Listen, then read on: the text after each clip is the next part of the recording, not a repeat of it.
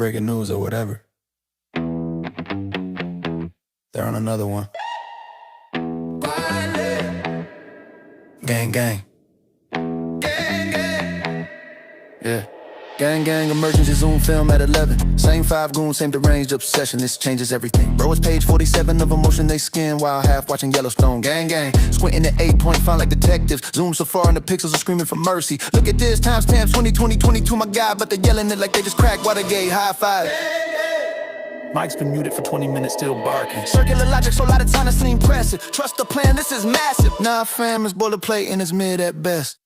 Gang, gang. Self-appointed outrage, swap patting each other like they personally ended corruption. Gang. Dropping bombshell tea that's been sitting in pizza since breakfast. Gang, gang. Moral high ground speed run, they'll flip the script the second it's convenient. Gang. Same PowerPoint presentation, new day, same brain dead narration.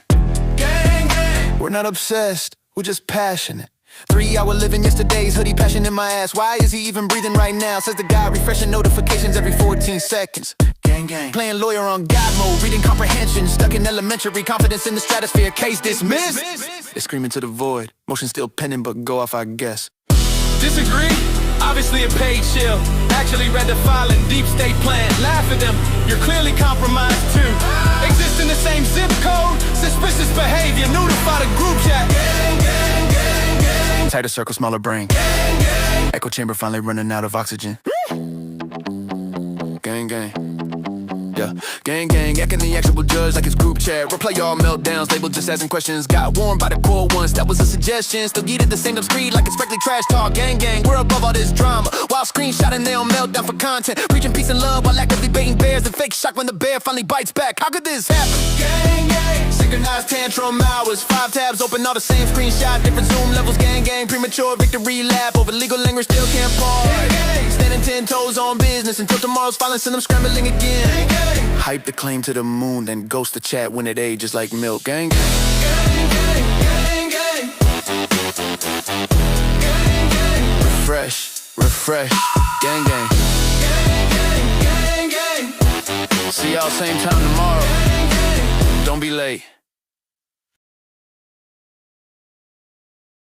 I don't know what's going on. Weird stuff is happening on the YouTube.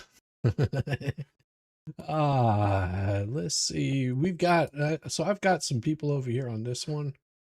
I'm going to see if I can get it sent over there. Should have ended by now. And yes, it did. Good. It sent everybody wherever they're supposed to be going. So crazy YouTube is acting funky tonight. The original one is still running now. It better not be. I ended it. It says it's finished. So it should have sent you guys and redirected you over here. I set this bad boy up because I was having problems with this little booger the other day. Yep. Good evening, everybody. So did everyone get over here? I think so. Who's been having problems? Yeah.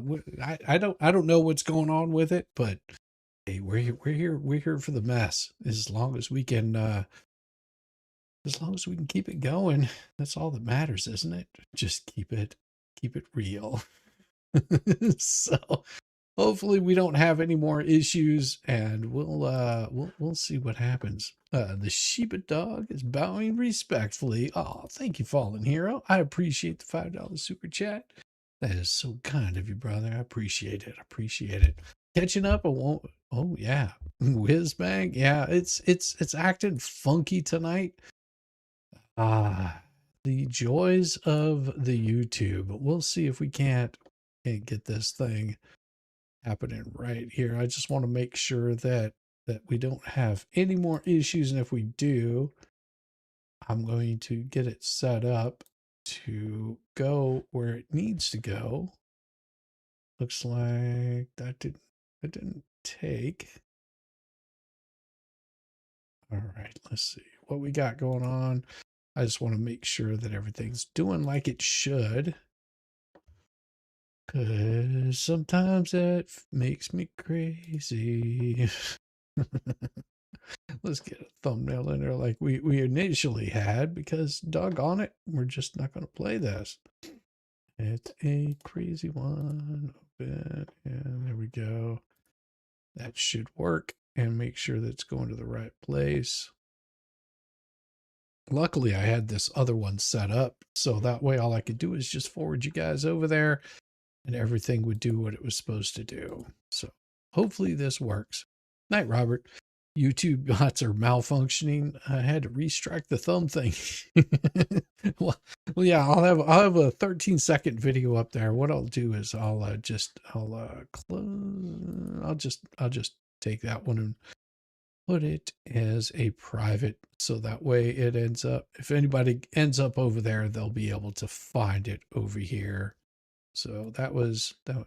I don't know what happened, but we will get it fixed here, and we'll just put it down as unlisted. Save. There we go. So there we go. It is unlisted, and now let's go ahead and turn that on. There we go. Beautiful. I think we got everything in there, and I'll go back and I'll fix a couple of things later on. This is what happens whenever you run a YouTube channel by yourself. Just crazy stuff happens all the time. Yeah. So tonight, and Tug and I went over this document last night, and I wanted to dig into it a little bit deeper and pull up a lot of the garbage that's in here. Now, as far as, what I think Randy will probably file, if he does file anything, it'll probably be short and sweet. It'll probably just be like, Your Honor, they said that not to do this, and just, can you strike everything in there? Just strike it all, because it was improperly filed. We have about 212 in here. It appears we might be back at where the other one was. Pretty close, yeah. Max Labs is monetized. Congratulations, Max Labs. Woohoo! See, I told you, man. All you got to do is do your videos, and you will get that thing monetized. Yeah, you just it's one of those very cool things. Absolutely right, Kevin. It's one of those cool things about YouTube is you just keep doing your thing. You just keep cranking and cranking and cranking, and eventually it all ends up working out. It's a wonderful thing. AKA the cat lady has been digging into this too. Yeah, there's a lot in here. And it's only because, and one thing that I found throughout all of this, he's making references to documents that are documents that he filed as if those are fact. And I mean, I was just like, okay, I spent, I don't know, probably about 2 hours just going through, pulling up what he's trying to say. And it all comes back to this. He's trying to point back to this narrative that he created, that he's just trying to keep rolling. And it appears that he's doing it for YouTube content, is what it looks like. And he's intentionally doing this so he can come back and say, look how horrible they've been treating me. Well, no, you are an idiot. That is the best way of putting it that I can think of, is he is just an absolute idiot. And he has been busted on. And see, thank you so much for the gifted membership. It looks like Ray McIntyre got it. Thank you, and see, I appreciate that. We'll catch that song a little bit later on. Ducey is now facing felony number 13th, unlicensed practice of law, again, this time in Fed court. Well, and that might be what happens. I mean, it depends on what the judge says. More than likely, if Randy doesn't file anything, which I suspect that he will file something, because, these kinds of responses should have a response in there of basically, one, Your Honor, this case is stayed. Number two, this was filed inappropriately. He is trying to practice law outside of it. And three, because of that, this should be completely dismissed. Like this should be wiped from the docket and absolutely just wiped, gone. Like this bears no relevance whatsoever. If Randy tries to fight it point by point, it's going to be a waste of time, and it's probably just going to piss off the judge. Because the judge says, I don't want to see all these extra filings. All he has to do is just say, Your Honor, this is inappropriate. It should go away.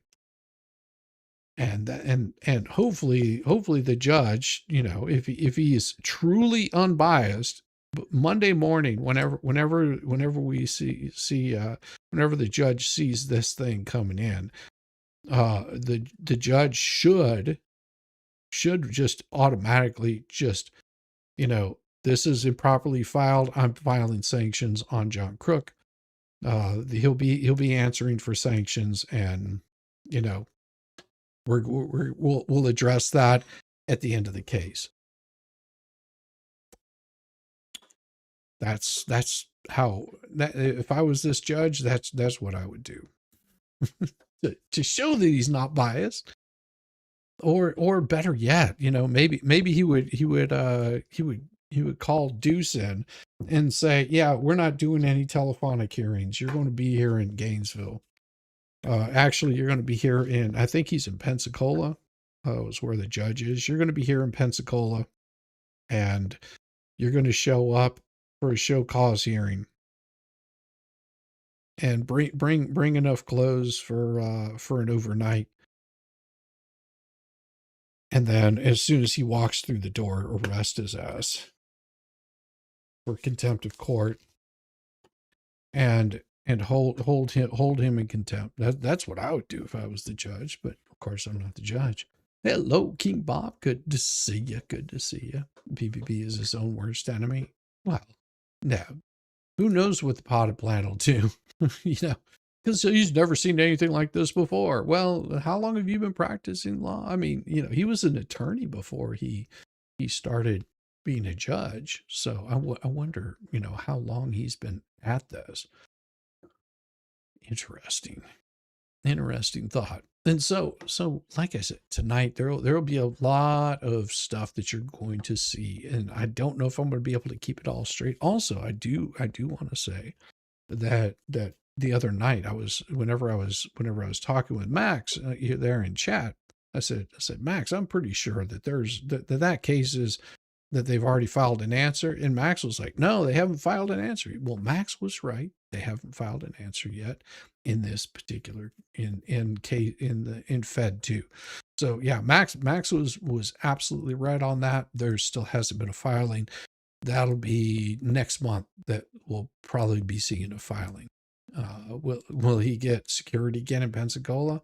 He didn't have security in the first place. And if he did, who cares? And that's on his time. If he's wanting to get security, well, that's on him, because nobody actually really cares. You know, he had nobody harassing him last time he was there. Contempt, yeah, it could be contempt. Yeah, and very much so. Max, congratulations on getting monetized. That is awesome. I mean, that is putting in the work right there. That is putting in the work, and congratulations, brother. That is a lot of work that you have to do. F and nails, spells, things. We got to have bloody words 2 years at the federal level. I don't know. I mean, it could just be Benito doesn't have the stones to hold Deuce in contempt. We'll see. We'll see if he actually, you know, I would like to think that this judge is more than just, you know, just a puppet, but we'll find out.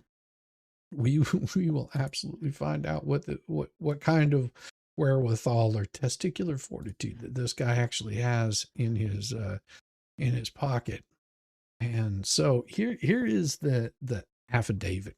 And as we're going through this, he keeps talking about Order 182. Okay. Now, 182, unfortunately, as he is stupid, which just moots everything, is right here. It says motion disqualify. This is what that particular is. The matter is before the court on plaintiff's motion to disqualify. That's all that really matters. And you have to take that into consideration. Is that's all that the judge was responding to, or should have been responding to. And he says that, basically disqualify himself, any preceding allegation of bias sufficient to require disqualification under the section must demonstrate that the bias is personal as opposed to judicial in nature. The motion for disqualification generally should not be predicated on the judge's rulings in the instant case or related cases, nor demonstrated tendency to rule any particular way, nor particular blah, blah, blah. It just gives you the legal standard for it. It says plaintiff's motion fails to satisfy that standard required for disqualification. And then it goes down here to the next part. It says nothing in this court has said or done in this case resulted from personal bias against the party that stems from extrajudicial source. And he says, and here he's just putting a note, the sanctions hearing that the plaintiff relies on in his motion to disqualify occurred nearly 11 months before the motion was filed, and the motion to disqualify was filed the same day as plaintiff's objections to the underside opinion. The fact that the court expressed its frustration with plaintiff's counsel for the way the case had been litigated does not provide a basis for disqualification. So it's here he's talking about he's not making any mention of Bruce throughout all of this. Stating the judge's expressions and frustration didn't warrant, or put another way, generally clashes between court and counsel, insufficient basis for disqualification. It argues that the court is biased because it is disciplined misconduct by plaintiff's counsel, but has not disciplined misconduct by defendant's formal counsel, although that provides no basis for disqualification. And of course, down here, he puts in a little note. This is although the court has no personal bias against plaintiff's counsel, the court would note that antipathy to an attorney is insufficient grounds for disqualification of a judge because not indicative of extrajudicial bias against a party. The court made it clear that sanctions hearing that plaintiff's counsel was responsible for the sanctions. It was plaintiff's counsel, not plaintiff, who was admonished by the court. They're not sanctions on Mr. Hales. It was not his decision to file those motions. It was yours. And so therefore the sanctions are going to be imposed upon you. Clear that the defendant's former counsel would be addressed. The court has made it clear defendant's counsel would be addressed. That's it. That right there is the line that Bruce is latched on to like a rabid pit bull that just found a squeaky toy. It has not been addressed yet because this case and has been stayed. That is the meaning of a stay. Nothing that happens. The case is paused. And it gives some Black Laws Dictionary because plaintiff's motion 180 fails to provide any basis for disqualification. It is denied. That's it. This is the basis of the whole filing. And somehow Deuce got, I don't know, something shoved in his canker hole, because here he is. It has not been addressed. One little line, and has not been addressed yet. This case is and has been stayed in any event. Sanctions are routinely imposed. And see, he's leaving some stuff out here.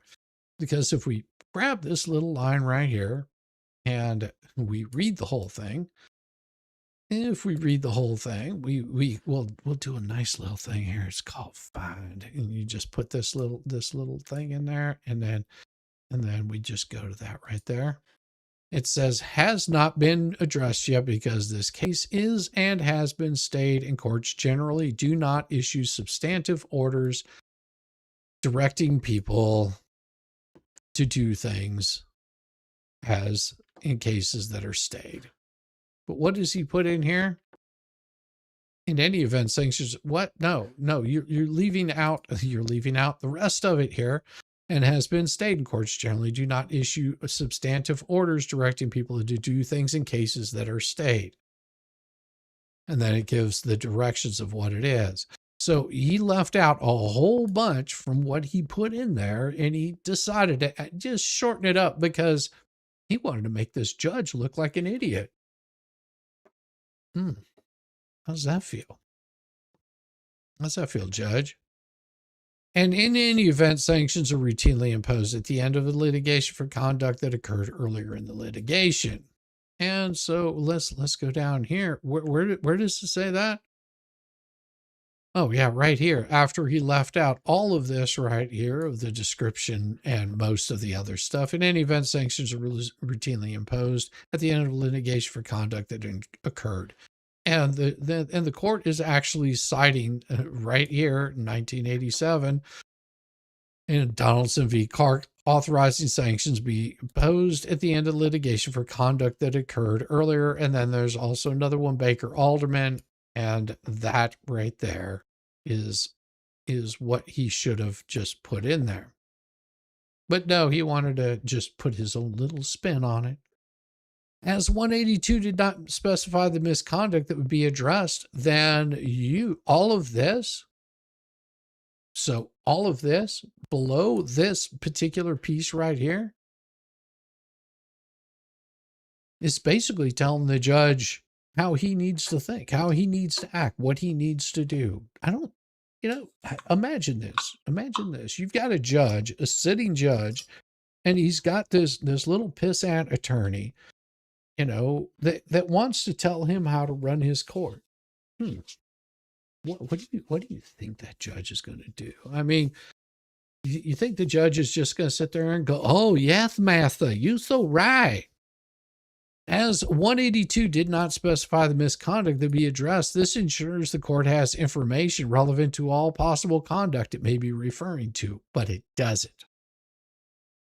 Because this motion right here, motion 96, it was denied in order 162. Well, if you don't believe me, well, let's just pull up 162 and we'll give it a nice little look right here. So right here, two motions are currently before the court. First is plaintiff's motion for sanctions, including judicial default, which is 96. Defendants have opposed this motion, 115. The second is defendant's motion to dismiss under 41B, and for sanctions, 117. Plaintiff has opposed this motion. So both of these right here, it was Jeremy saying, hey, this should be a motion for sanctions, including judicial default. Second is motions to dismiss under FRCP 31 and for sanctions. So that was their response. And plaintiff has opposed the motion, which was 160. Now think about it. It's going from doc 117 to doc 160. Both motions show different sides of the same ugly coin of unprofessionalism by counsel that has plagued this case. It is clear that attorneys in this case disregarded the court's prior order to behave in a professional manner. Doc 43. And the doc 43, because he keeps referring back to it right here. In this motion, doc 39, defendants asked court to require the court reporter who transcribed plaintiff's deposition to release her backup audio file. Now, pay close attention to this, because this is shit that Bruce started right here. This right here is shit that Bruce started. In a motion, doc 39, defendant asked the court to require the court reporter who was transcribing it to release her backup audio file. But if you read his bullshit that he's putting in here, sorry, got the wrong document here, because there's going to be a lot of documents tonight. If you understand me referring to 5 emails underlying motion 96, no, because as we saw, the order 162 right here, 162 is being very specific in this. And as you can see, whenever he's referring to this right here, motion 96, okay, motion 96, the only reason that the motion is brought is because they wanted to get defendants have opposed this motion, and the second was defendant's motion dismissed for sanctions.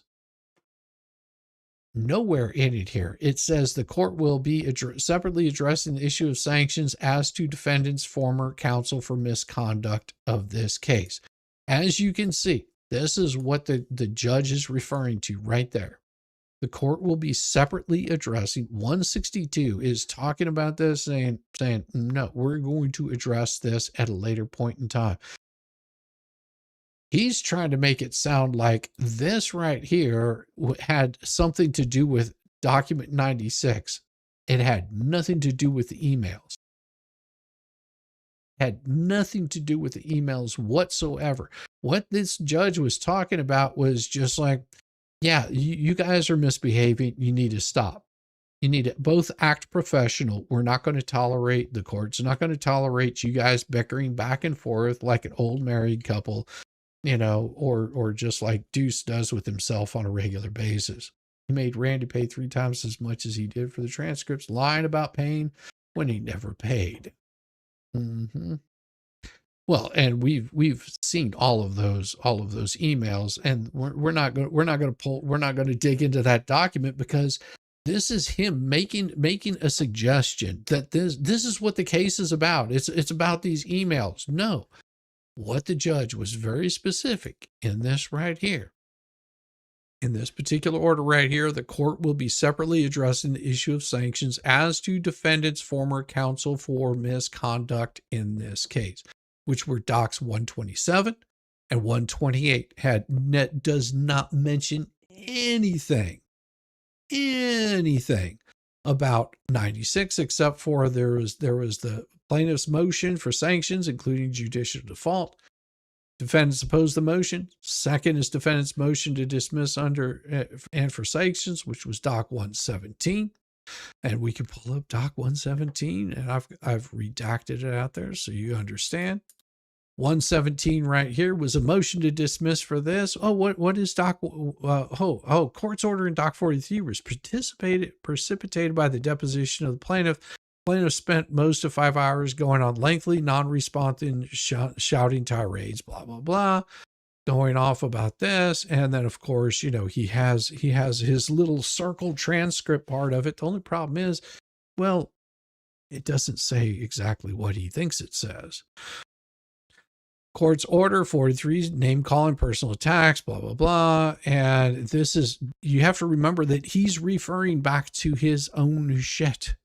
Like doc 43 has doing nothing of the sort. He's saying, listen, it's unsupported by any citation of authority, is not well taken. Right here, your motion, unsupported. The key court needs to require the court reporter to release the backup of the audio file. This was you wanting the audio file. You remember, Deuce was the one that wanted this damn audio file. Why did he want the audio file? Because he wanted to make sure the PR team got it so they could get out there and show everybody. They could cut, clip, edit it however they wanted to. You have to remember that any time that we're showing you a court documents over here, anytime that you see Tug, Megan, they're showing court documents, even if they disagree with it, they've got no problem saying, I disagree with what the judge is saying here. I disagree with what Randy's saying here. I disagree with what just about everything Bruce is saying here. But we'll show you the whole damn thing. Them over there, they will cut, clip, edit. They will do all kinds of insane shit with people's stuff. And they will make sure that whenever it comes out, it tries to shine him in the worst light possible. And the judge was like, no, we're not releasing an audio file. The transcript appears to be complete. There's no indication the court reporter was unable to transcribe portions of the deposition, nor is there any indication that the court reporter failed to fulfill her duties of accurately transcribing the deposition. Thus, the court sees no reason to require the court reporter to release her backup audio file according to defendant's motion. So who's trying to polyflop here? That's what you want to know. Who is trying to polyflop this here and use these kinds of proceedings by creating a problem so that they can cover them? Because that's what it appears to me. Because they've got themselves in a lawsuit. No. When the audio tape is merely a backup, when the transcription reveals is the only person who behaved appropriately during the deposition, was the court reporter? Because this becomes very important. This becomes very important what the judge has to say here. Because in this particular piece, he's not chastising dues. He's not chastising, he's not chastising Shockett. He's chastising both of them. He's not picking one over the other. He's saying right here, what the transcript shows is that both plaintiff's counsel and defense counsel were inappropriate. And this is why he had the deposition in Pensacola. Behavior of both parties as well as plaintiff was improper. He is chastising Jeremy on this too. The behavior of counsel for both parties as well as that of plaintiff was improper because the improper behavior permeated the deposition, eventually led to its termination. The court believes that a partial redeposition of the plaintiff is necessary, given the contentious nature of this litigation and the improper behavior that plagued the initial deposition. The partial redeposition will be personally supervised by the court. And that partial redeposition will occur in District Court 1, Halifax, Pennsylvania. It will last up to 3 hours. Plaintiff's counsel, defendant's counsel, and plaintiff will be required to appear in person for the partial redeposition. Defendant's counsel will be responsible for obtaining the service of a court reporter to transcribe the deposition. Both parties share some of the blame for the need to conduct the partial redeposition. The cost of the court reporter shall be shared equally between plaintiff and defendant. The scheduling of the pretrial redeposition will occur by separate notice following consultation with counsel, but the partial redeposition must occur no later than December 23rd, 2024. 2 hours for direct examination, 45 minutes for any cross-examination, 15 minutes for any redirect. The allotted time is exclusive of any breaks. If the allotted time proves insufficient for some unforeseen reason, the court reserves the right to extend it. The room number, and it gives all that. Second, defense counsel needs to focus on asking questions about the claims raised in this litigation, instead of attempting to instigate conflict by asking about unrelated matters involving plaintiffs and defendants. Way too much time in this plaintiff's deposition was devoted to irrelevant information about people and events that have nothing to do with claims in this case. And this, I think that if the judge does hold a hearing on this right here needs to be pointed out drastically by the judge's own language, saying defense counsel needs to focus on asking questions about claims raised in this litigation, because Bruce goes into his craziness. Not going in depth about my opinion of the magistrate's leanings. True. Plaintiffs and defense way too much time in a plaintiff's deposition was devoted to irrelevant information about people and events that have nothing to do with the claims in this case. Third, a deposition is a formal part of federal court proceeding that is to be conducted professionally and civilly.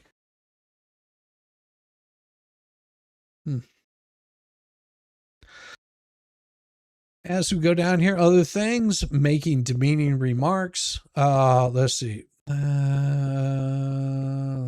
looking to see affirming disciplinary proceedings against counsel for, among other things, making demeaning remarks about opposing counsel's physical traits and demeanor, recognizing that a federal court has the power to control admissions to its bar and to discipline attorneys.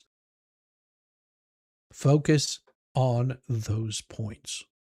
Like, you focus on those points and you would be amazed that basically the federal court has the power to control admission to its bar and discipline attorneys, but yet he has not done a damn thing to this date. Let's continue on. Oh, motion 78 and 82 identified as frivolous and or presented for improper purposes. Oh, let's see. Well, let's look at order 118. Here's or 118. Let's see. Oh, it looks like defendants have filed 4 motions for attorney's fees under 18 USC 28 USC 1927. 104, 105, 114, 116. The motions all seek the same relief and should have been filed as one motion. Thus, the 4 motions 104, 105, 114, 116 are stricken. Gone. Done. That's it. The court is tired of both attorneys in this case clogging the docket with unnecessary, duplicative, and meritless filings. The quantity of judicial resources being consumed by this case is ridiculous. This simple 1 plaintiff, 2 defendants defamation case has 117 docket entries and discovery has not even been completed yet. The court hereby notifies counsel that the hearing previously scheduled for April 3rd, 2025. The court will also be addressing whether both attorneys should be sanctioned for their continual abuse of the judicial process and unprofessional litigation conduct. And it says down here, it's just giving it the unprofessionalism of both lawyers in this case surpass anything that the undersigned has seen before. When counsels for parties show up for the hearing on April 3rd, 2025, they must bring their checkbooks. Indeed, the court probably should have issued sanctions early. Court probably should have issued sanctions earlier in the case, but this asshole doesn't like to issue sanctions, believing that lawyers as officers of the court will and almost always do behave appropriately after being warned. All of which appear to be possible violations of 11 because they were frivolous and or presented for improper purposes. And what it's saying here is the following filings will be addressed at the hearing. This is the only part that he says that he's going to be addressing those at the hearing. And here he's saying, well, it's just motion 78 and 82, isn't it? No. Those are just a footnote that these are the ones that are going to be addressed. But what he's saying in all of this, you defendants, you can refile a single motion for attorney's fees under 28 USC 1927. Plaintiff may respond to that motion. Plaintiff may also respond to previously ordered by Doc 113, but other than those filings, neither party may submit any additional filings barring an emergency situation. And this case will be stayed until after the hearing on April 3rd, 2025. And right here, if parties claim something is an emergency and the court finds it is not, then the offending lawyer will be sanctioned. So whenever people are thinking, oh, Bruce will probably just get, the same amount of sanctions that he won't, it needs to be pointed out, Judge, you said if they claim something is an emergency and the court finds out it is not, the offending lawyer will be sanctioned. And if you do absolutely nothing about this, that you've let it sit there and slack, if you just let this hang on the vine and wither away, that's what Deuce wanted.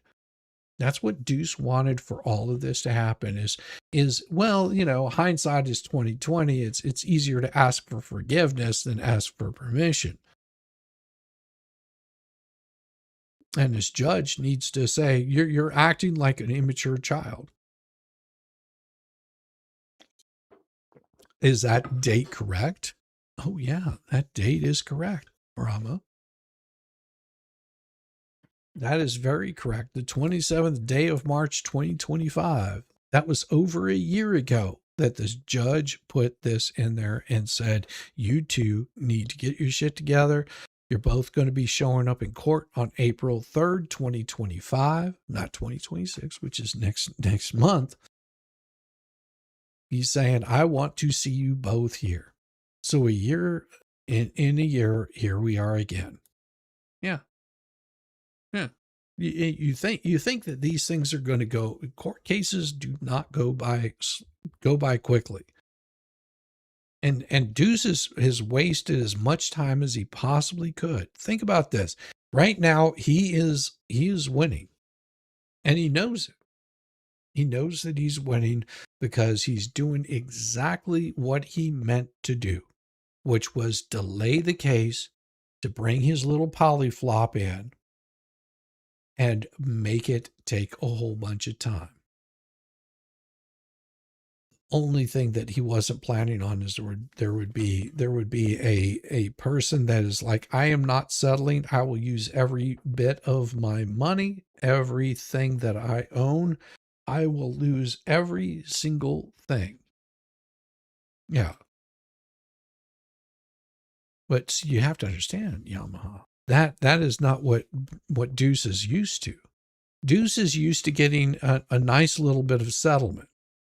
And he was hoping to get some sort of settlement out of this. And everything that I've seen that he's ever filed, he likes to, work in the background and do a whole bunch of shady shit.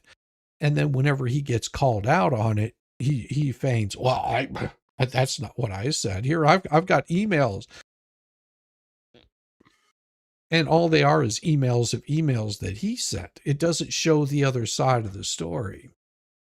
He's always said that he wants to destroy Jeremy Hill. So all this is costing Jeremy Hills more and more into his dream of victory. Not a-hole. Well, he's screwing himself. Like I said, and if you look, if you were keeping a scorecard that he's keeping this thing going for a year, he absolutely believes that he's winning right now. Only problem is now he's looking at what's going to happen in Connecticut, what's going to happen in Florida, what's going to happen in Massachusetts because of his unlicensed practice of law. And he'll delay those cases out too as much as he possibly can. Except Connecticut, they're just going to have a hearing on it. That they will call him right in and did you email these? Yes. Those right there, they should be asking for his bar license. Because there's no way he's going to be able to practice in the state of Florida again. Especially if that goes down on his record of finding him guilty of that. Could be felonies. I mean, this is one of those where, that committee goes, wait, you're back here again?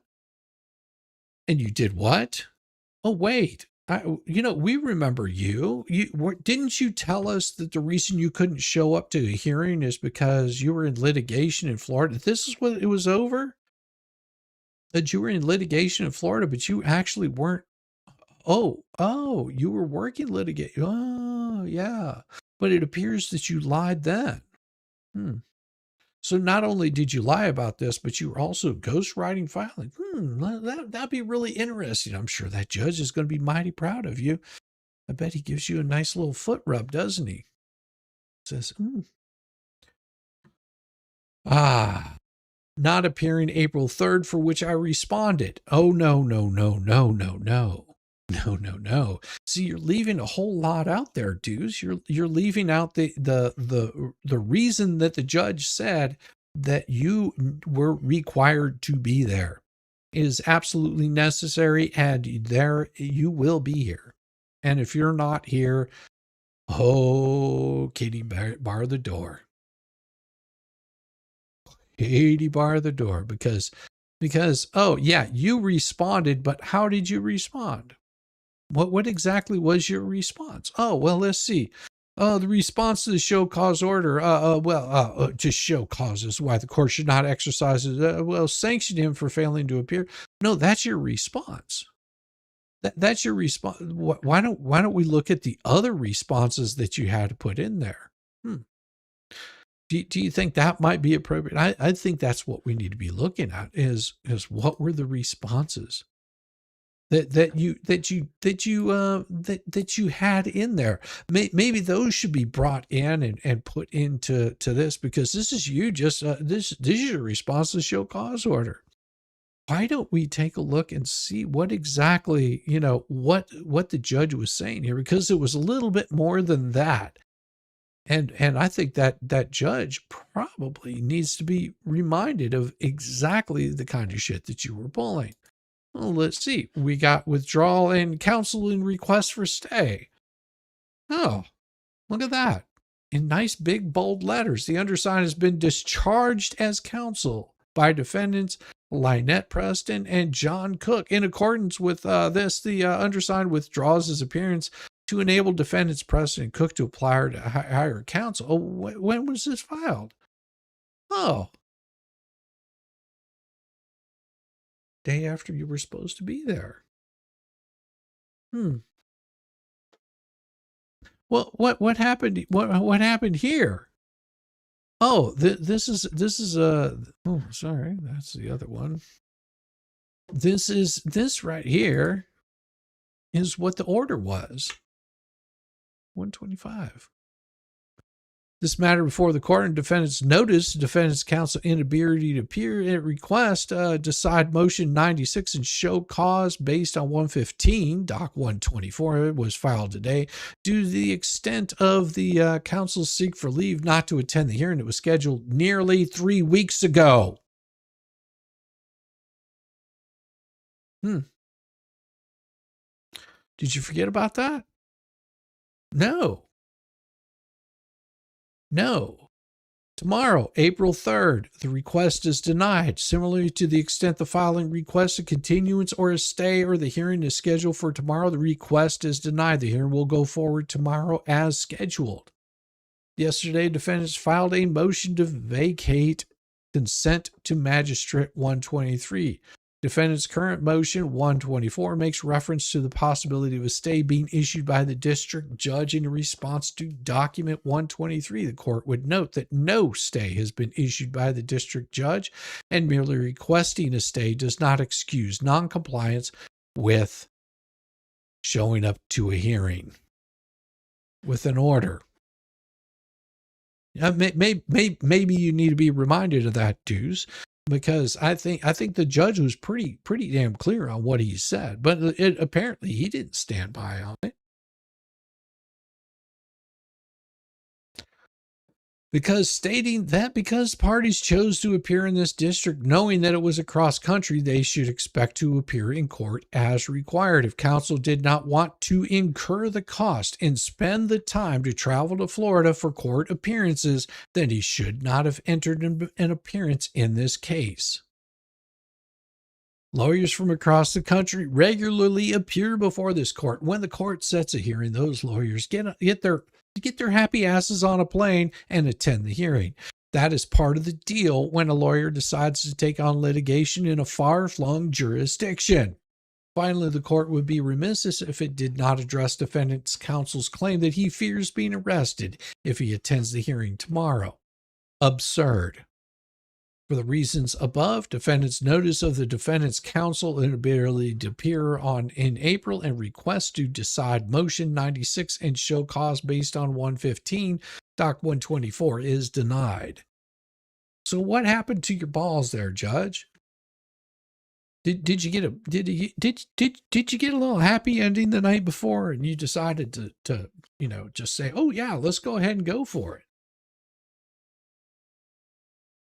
But now, Judge, you're saying, oh no, I mean, we're going to look the other way.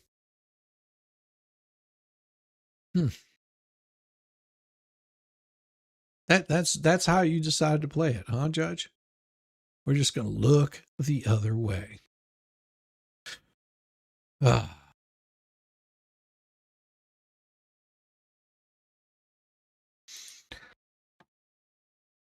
Conduct during my December 2nd, 2024 deposition. So you want to bounce all the way back to 43? No, these are things that you're just hoping that the judge notices, that he doesn't notice any of the other stuff. So it's like the little brat. We've seen this before. You ever seen the little brat where what they do is they go around and they slash a whole bunch of tires on cars and they smash out windows on cars and they kick dents inside the cars and, they spray paint the side of buildings and they go, well, I admit I sprayed the paint to the side of buildings because this is a lesser issue that you're having to deal with. and just hoping that you forget all about the little brat that smashed out the windows on your car, slashed the tires, poured paint, took a piss in the trunk. They're hoping that you forget about all the other bad shit they did just by calling out a few of the little minor things that they know they're not going to get in big trouble for. That's what he's doing.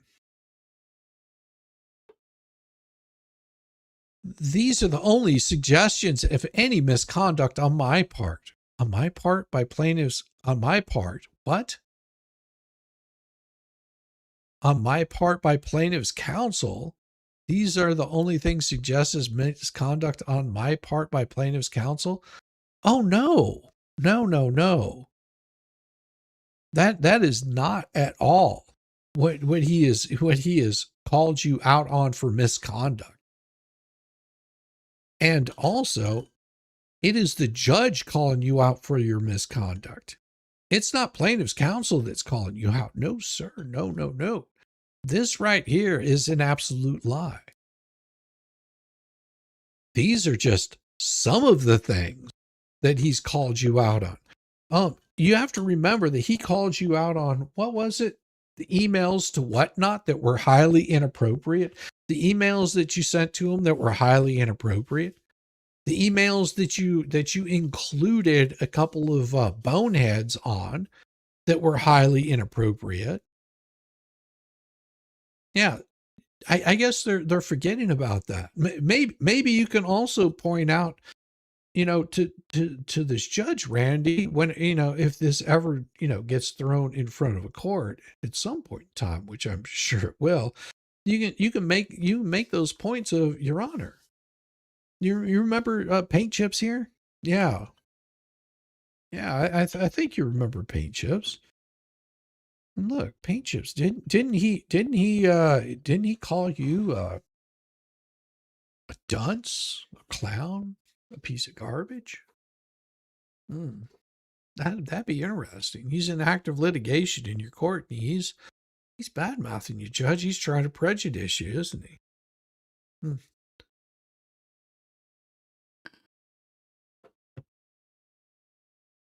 Oh, I'm willing to appear remotely to address any others. No, how about this?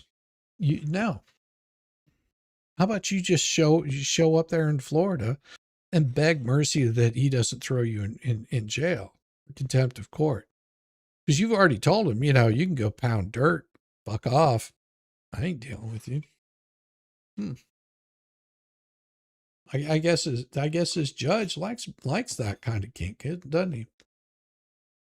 I guess that's what it is. I also remind the court that plaintiff's counsel misconduct that the court has not addressed. Absolutely not. The court has already addressed and has made a determination.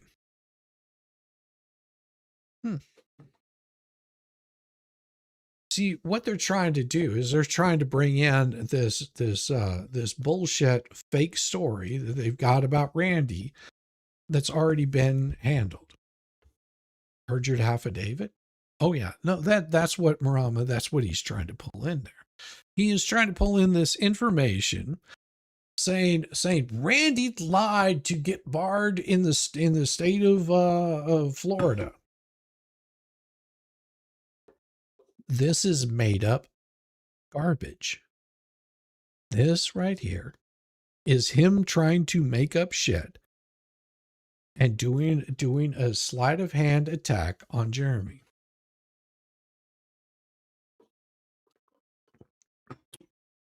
That's all, or on Randy. Oh, he hates Randy because Randy has taught him how to actually practice law. And he hates it because he's realized that Randy is much smarter than him, and Deuce is the stupidest man in the building. And he hates that. A fully contrived story by Deuce. Yeah, exactly. Yes, exactly, Murama. That is exactly what it is. And let's see. He's saying, let's look at 17. Let's scroll down here. Oh, I still don't see anything under 17. No, there's still no 17. It keeps saying C17. There's no 17. What's 17? What would be 17? Well, that's not it. That right there is just saying that this thing was mailed out. What is 17 you're trying to throw there? No, I guess there is nothing. So you're making references to something that doesn't exist. See 17 below? What's 17? Well, maybe we go down here to 17, 11, 12, 13, 14, 15, 16, 16, 17? Oh. 17, my goal was dismissal. But that's not what you were doing.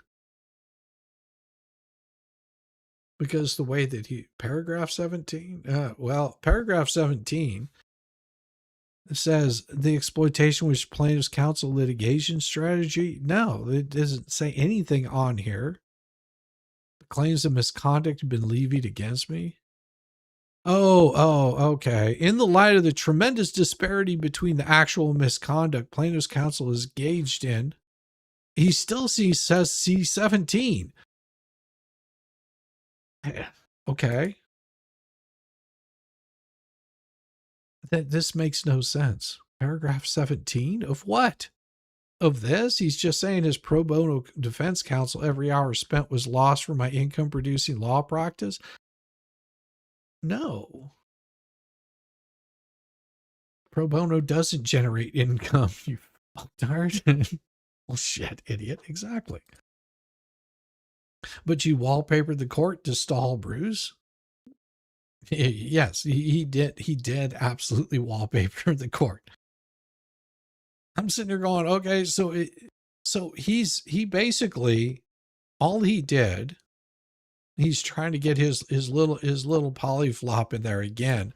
No, actually, it was you extended litigation beyond what it should have been.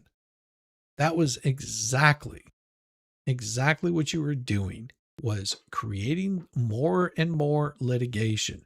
And I think Jeremy's actually thankful now for this, because not only did you brag that you were going to make sure that you had an attorney that was going to handle all of this in this case.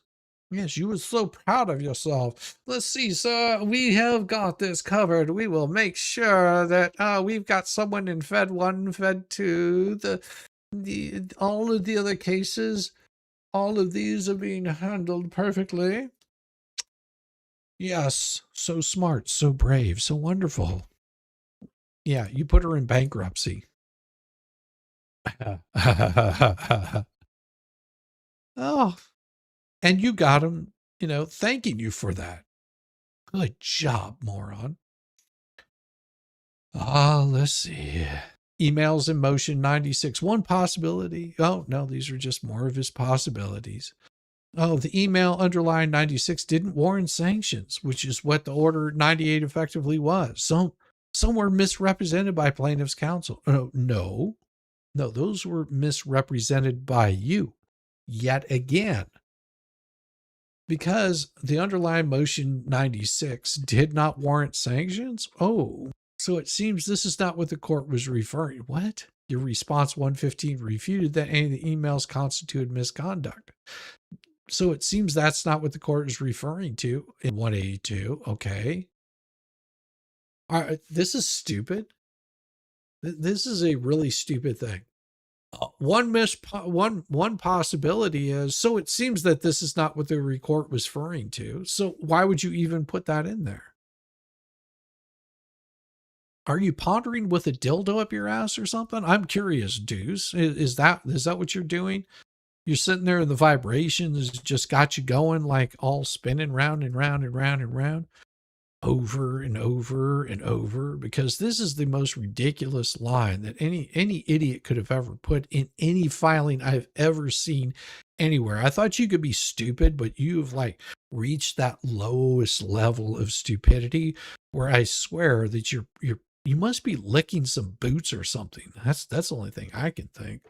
You got your little dog collar on, and And, the flea is just yanking that chain, saying, give me some more chicken skins. Just curious. Is that what's going on? So it seems this is not what the court was referring to, of course. So why did you even have to bring it up? Because it means absolutely nothing. If you're talking about 115 and 182 and 96, well, it doesn't mean shit. So why do you have this garbage in here? Oh, that's right. Because you want to protract litigation, multiply proceedings, don't you, you little piece of shit? That's why you were so happy to give this. Hey, Johnny, how you doing? You were so happy to give this to John Crook and have him file this knowing that it was such absolute garbage. Why? Why would you do that? Oh, let me guess. Let me take a wild gander.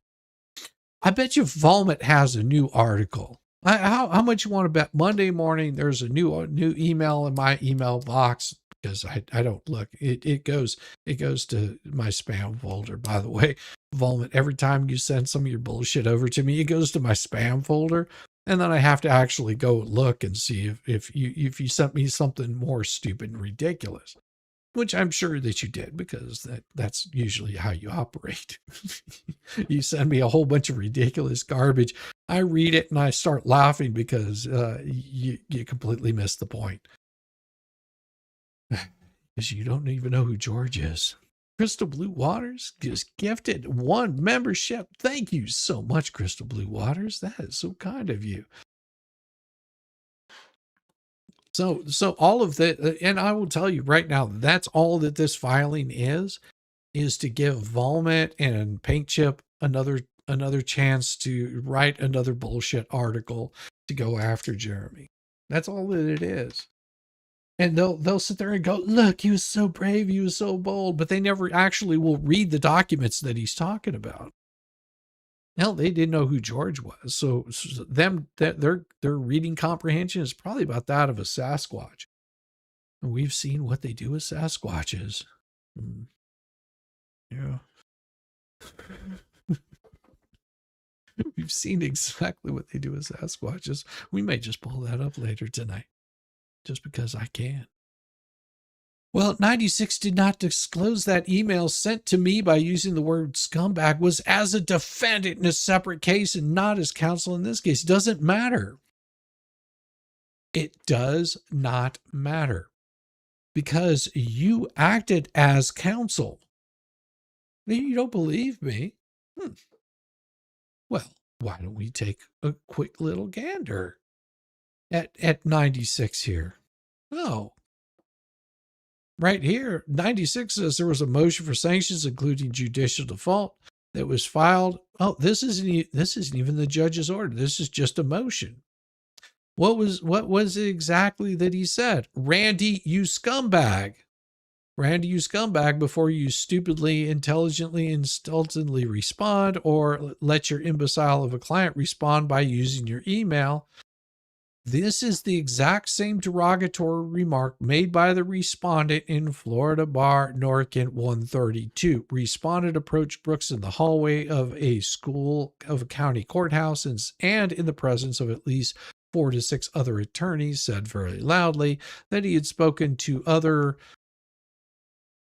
attorneys and confirms that Brooks was an underhanded and scumbag. The referee found that Norkent's letters, emails, public insults, disparaging and humiliated Brooks. And then also this garbage right here. Let's see. You continue to refuse to explain that you claim is deficient, and what better responses do you mean now that you say that you'll do that in a formal letter? You're endlessly ridiculous. You could have explained the first time I asked, and no formal letter changes that you wasted all this time refusing to respond. Your conduct has always created issues for motions to generate YouTube content. Polyflop. I will ensure your shenanigans resulted in appropriate discovery orders. Another one, please produce a copy of the Whatnot contract. You ignored my offers to maintain confidentiality, insisted on a joint motion. Yes, Because why would Randy, especially seeing his behavior now, why would he ever agree on a joint motion with your piece of shit? Why? There is no reason for him to ever do that. No motion is needed, just you proposing terms of confidentiality that I can decide to agree to, which he never planned on it. Why? Because he wanted to take down Jeremy Hales. He's made it very plain and very clear that that's what he wants to do. Yeah, I would never trust him. Trust him with what? Trust him to try to burn your life down and just give him more ammunition to you're trusting Bruce is like handing an arsonist gasoline and a lighter and tell him to house sit for you. I mean, that's what trusting Bruce is like, in my opinion. It's your obligation to seek such protective order. I have no obligation to participate in a joint motion. So he was basically telling Randy, well, I guess you'll just have to get a protective order. You can simply send me the terms of whatever confidentiality you would seek so I can decide to, if I agree to, without the necessity of you filing a motion. And Randy's like, no. No, I'll absolutely file a motion if you're going to behave like this. You can simply send me the terms. If you move or the order of protection confidentially, nor respond here to provide the terms you need me to agree to for maintaining confidential, I will have moved to preclude introduction of the whatnot contract as evidence. I realize your conduct is always intended to create issues for motions to generate YouTube content. Holly flopping. Exhibit 4. This was a response to the underside counsel. What we need is agree order of confidentiality. This is what we discussed with the magistrate. Thank you for finally clearing up what you wish to provide. The confidentiality agreement, we will do so. Allow a few more days. Also, you really should stop disparaging opposing parties, attorneys, witnesses, etc. In fact, I urge you to do so. Please stop it. And what he says back here, stipulation to leave out 540 claim, and you drop state court motion, order of settlement for Foreman. So here's the problem that Deuce is doing. These things that he's doing is intentionally going after counsel for that he should not be even interacting with like that.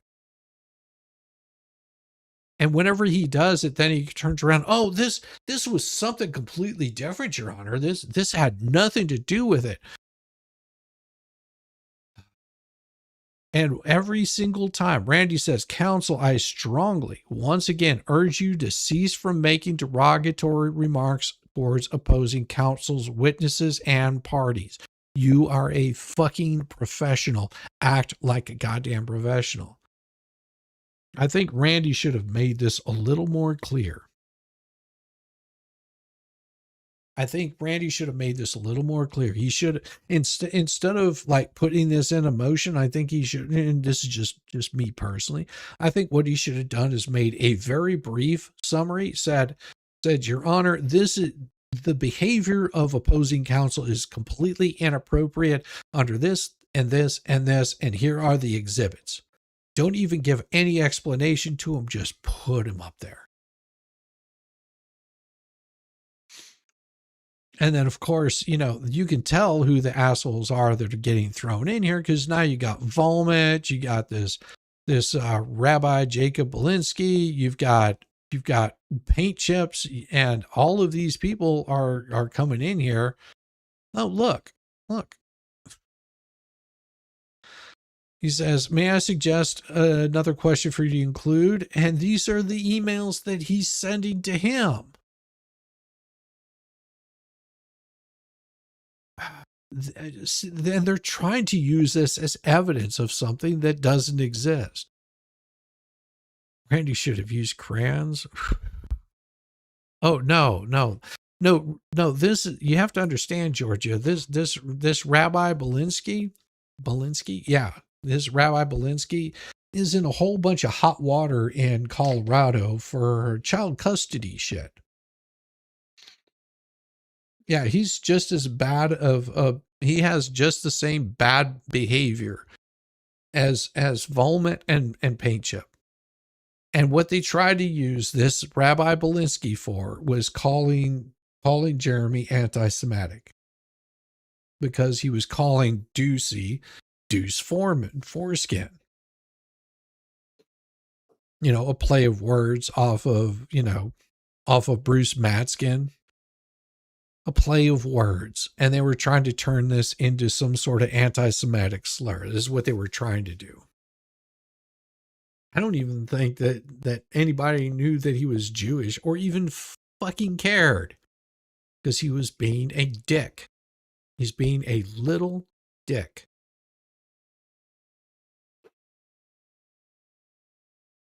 But this is the kind of behavior that you would expect from them. Sounds like a bad joke. A debarred lawyer, ex-teacher, rabbi walked into a disbarred lawyer, ex-teacher, and a rabbi walk into a bar. Could be. Jack Miles had to go back and read your last chat message. Couldn't figure it out. It took me a while.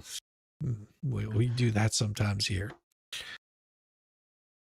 And see, these are the kind of things that they're throwing in there. It's just trying to be difficult by going after him. He says, while there's other examples, these suffice for the purpose of this motion. Ducey's emails evince bad faith in this conduct towards opposing counsel and the opposing party. They fly in the face of, and all were sent after this court's orders of severe sanctions. The emails are saturated with invective directed at opposing counsel. There are many great examples of Deuce's public broadcasts which are of similar nature should the court request those. While passionate and zealous advocacy may be one thing, Deuce's emails cross the line into sanctionable misconduct. The emails are evidence of bad faith justifying the revocation of his bro hoc vice status.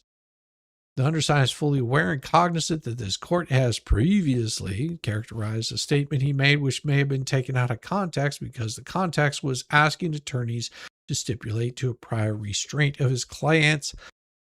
Wherefore plaintiff requests this court issue sanctions against Deuce, praying that these sanctions will not be light, and they include revocation as pro hoc vice status, monetary penalties, judicial default, dismissal of the counterclaims, and disciplinary proceedings.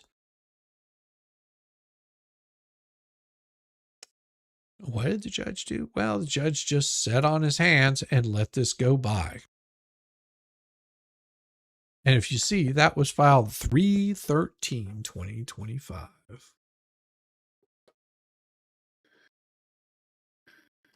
So right around March is whenever Deuce fired up his little type-o-matic printer, decided to type all this little stuff off like a meat troll.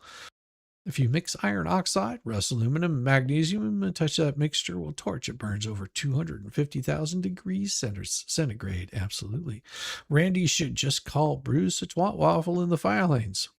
Yeah, at this point, I imagine that the judge will probably sanction him just for that.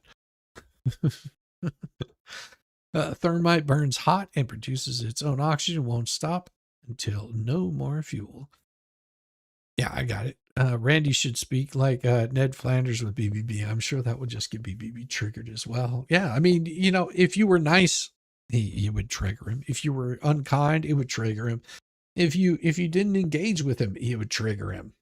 It's a lose situation.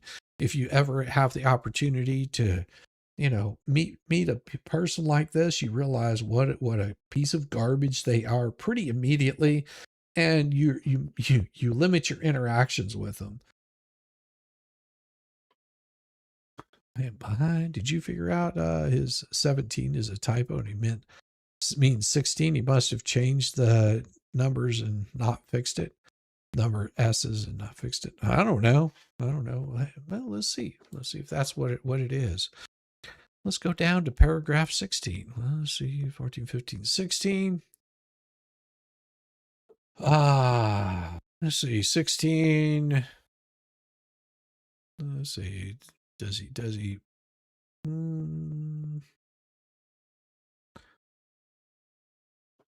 is that what he's supposed to be doing? So so he did a typo like 100 times? Because he keeps referring to, if you're saying it's 16, that he's definitely accusing the perjury and misconduct have been meaningfully addressed. Plaintiff's counsel's false invocation of federal jurisdiction, subordination of perjury and other misconduct have not been meaningfully addressed. Counsel's accusing the magistrate of bias against him is just glaring, considering the plaintiff's counsel has not been sanctioned or even required to respond. He doesn't have to. See, he's trying to tell the judge how to do his job. Well, maybe that's what Randy needs to do. This judge, tell him how to do this job. The irony and mendacity of the plaintiff's counsel accusing the magistrate of bias against him is glaring, considering plaintiff's counsel had not been sanctioned or even required to respond for any of the following. Is that what you're talking about? I guess it could be. I guess he is that stupid that he hasn't figured out how to properly write something. Step 16 is him describing what he thinks is Randy's misconduct. Well, he's an idiot. Thank you, good Ma. I appreciate it. Yeah, that just shows how much of an idiot that he is. 17 is the blue bucket perjury. 17 tons and a grown man ship. Plaintiff's counsel compiled non-actionable social media comments. Falsely labeled them as extortion to influence jurisdiction. See orders number 1467. No. Plaintiff's counsel suborned perjury to influence. See, he keeps talking about perjury. It's not perjury. He's just showing you every single thing that you've done wrong. Court's exercise of jurisdiction. No. Plaintiff's counsel filed the lawsuit despite no expert to prove lost business. No.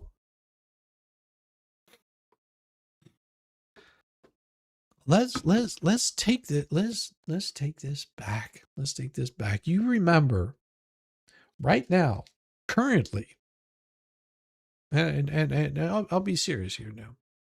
Currently, in this particular case, because it's on stay, there are not one but two requests for discovery that have not been fulfilled.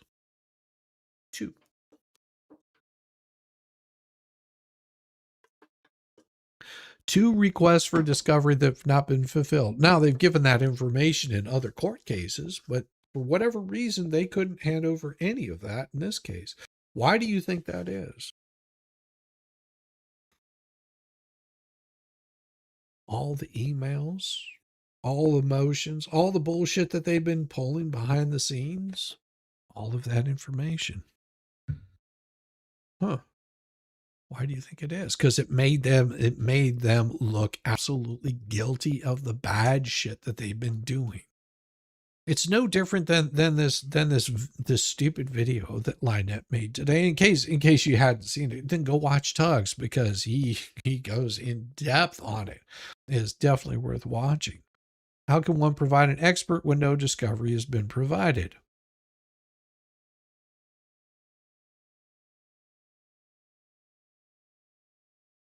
That's what I'm saying.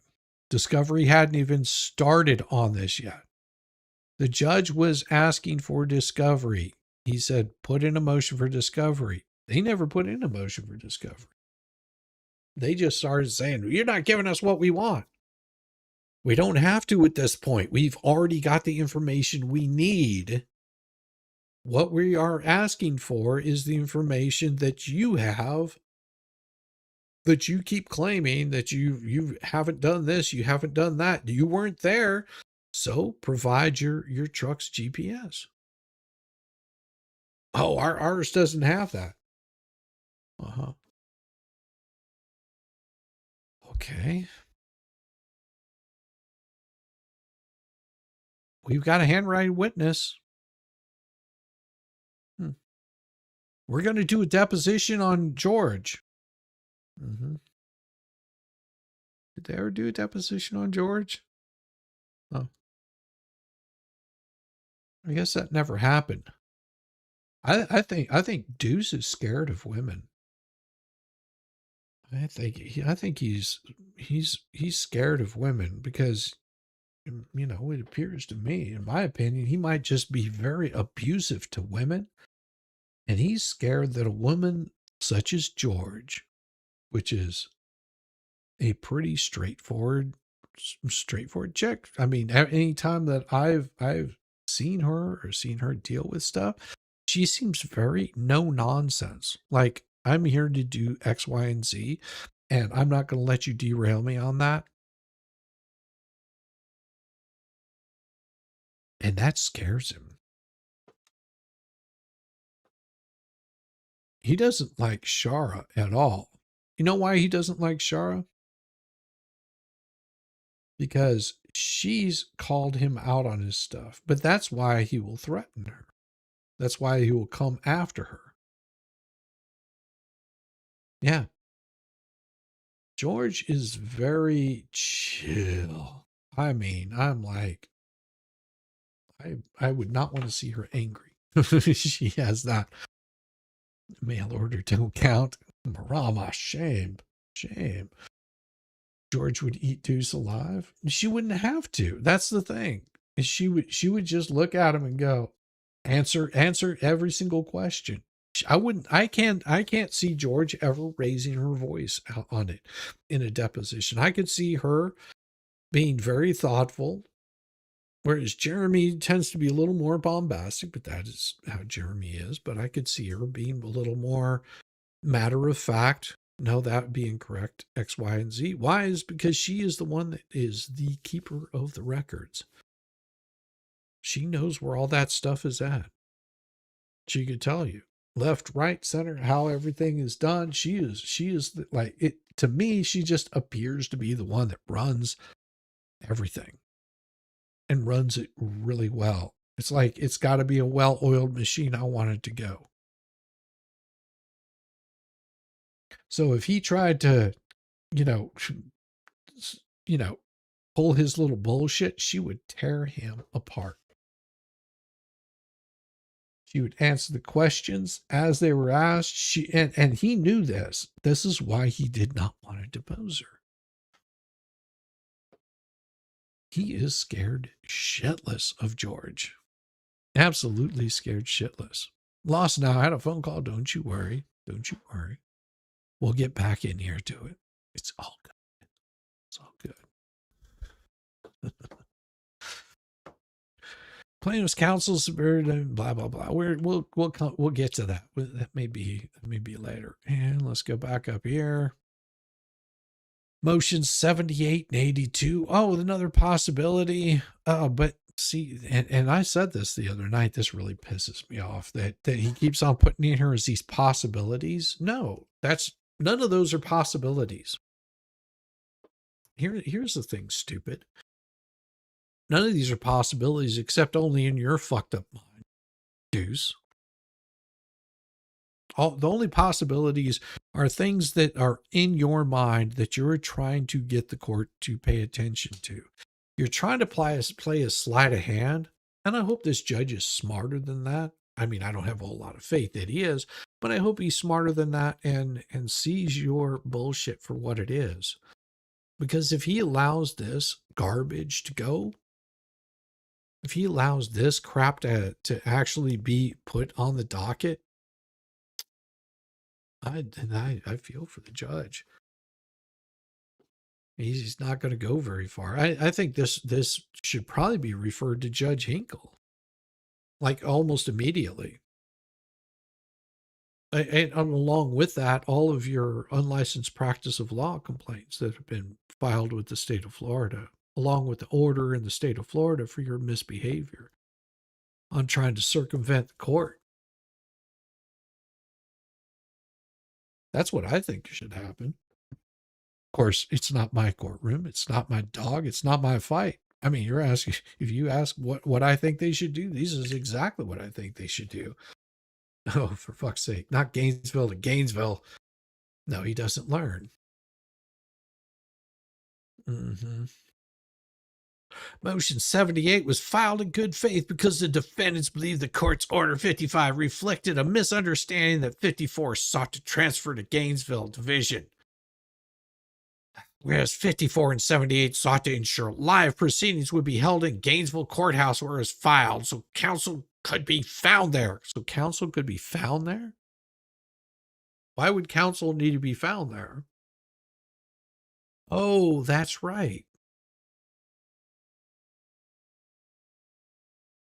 The reason Deuce was so hooked on Gainesville, and it makes so much more sense now looking at all of those filings. I think it's time to pull up that document. Yeah. I think it's about time to take you back to the wonderful Gainesville to Gainesville. I feel it. I feel it. Motion to transfer. Defendant Lynette and John Cook move pursuant 28 to transfer further proceedings in this action to the Gainesville Federal Courthouse on the grounds of forum nonconvenience. This case was filed in the Gainesville Division, which covers Levy County, where all the parties and state witnesses reside, but proceedings were assigned to Pensacola. Gainesville was the plaintiff's chosen forum, but he nevertheless refused to consent to a motion to transfer proceedings. Yeah. You're an idiot, is what you're saying.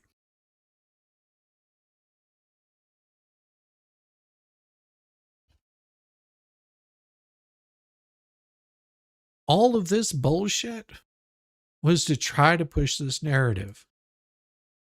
Right there. That's your little narrative that you tried to push. Oh, and there's a memorandum. And he throws in a whole bunch of legal bullshit in here. In order to be available, the court must be able to assert jurisdiction over the litigation transferred. Oh, he spent 20 pages of throwing shit in there. Oh, even highlighting shit red. Huh. Like a fucking moron. And assessing the proprietary of the transfer to another district or division. The parties themselves, the case reaches trial, it would impose tremendous hardship and financial burden on the defendants to have to travel and remain in Pensacola for an extended period, if not multiple trips. Furthermore, Gainesville is 3 times larger than Pensacola, as much as the undersigned will be able to find and retain local counsel for proceedings there.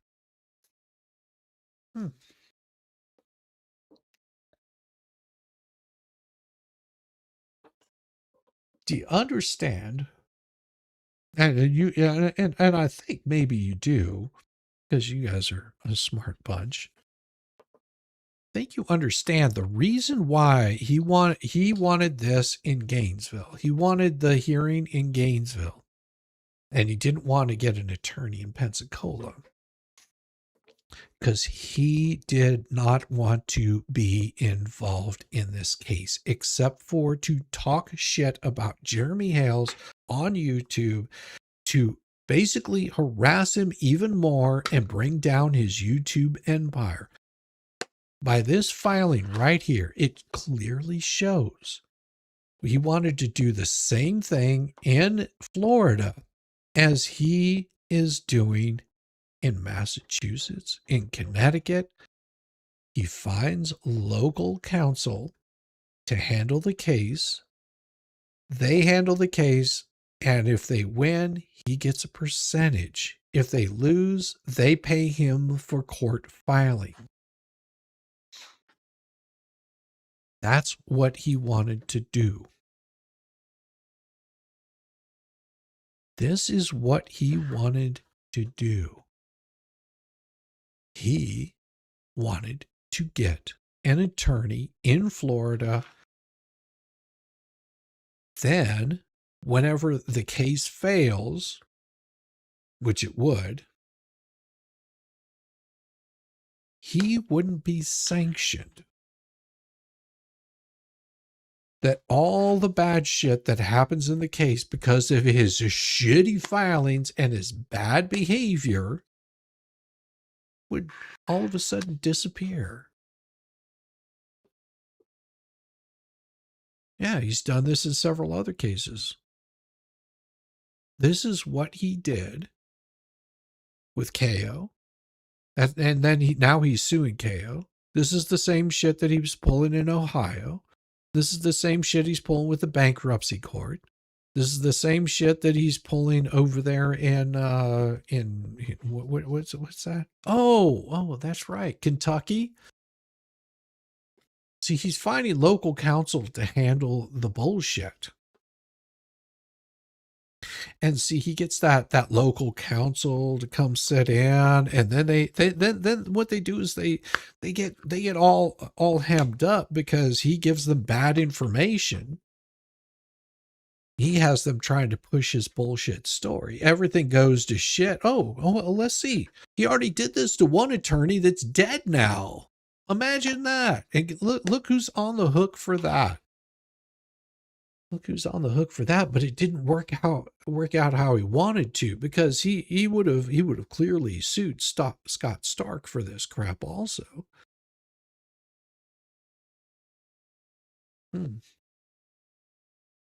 But Scott Stark, he pushed him too far, and now Scott Stark is dead. Just imagine what's going to happen whenever that case that he wanted to be so involved in all of a sudden tanks, and she tanks it even worse. It tells her, don't show up. Just don't show up. The bankruptcy hearings understate. You don't have to show up. Saran wrap, tell her, don't show up. Whatever it might have been that they were telling her. Well, they did that. Guess what? She didn't show up. Guess what happened?